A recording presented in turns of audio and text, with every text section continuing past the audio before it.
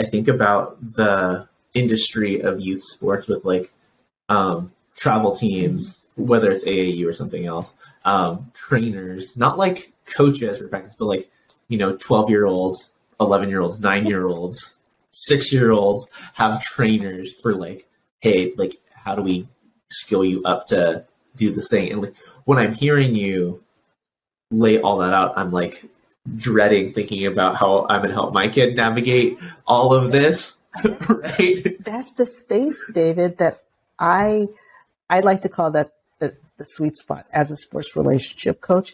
That's the question. Like I have for you, for parents, for like, what is this? And who's helping you? Who's helping you navigate that? Because the context is a lot different now for your kids than it was for you. Right. And so when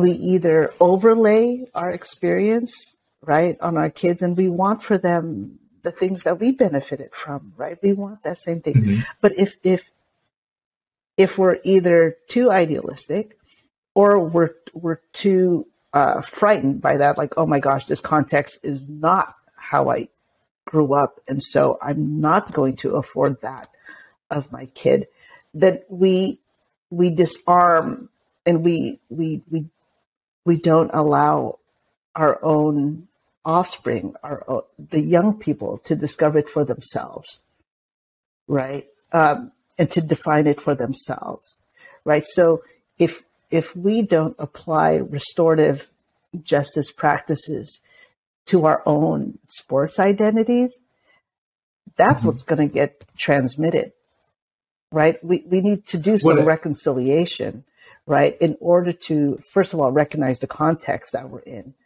And whether it's comparing it to our own context, I'm about to be 55 years old. My sports experience and what I hold dear as sports experiences have evolved. And if they didn't evolve, if I still stay stuck in my 9-year-old self, that means something very different for my 12-year-old kid. Because I am trying to parent still, right? I am in relation with these young people, and not just my kid, but as an educator, as an athletic director, as a person running programs, as a person who was a coach, a sports coach. That impact is multiplied by all those people that you are with every day, right? That are looking to you for something. So if we don't,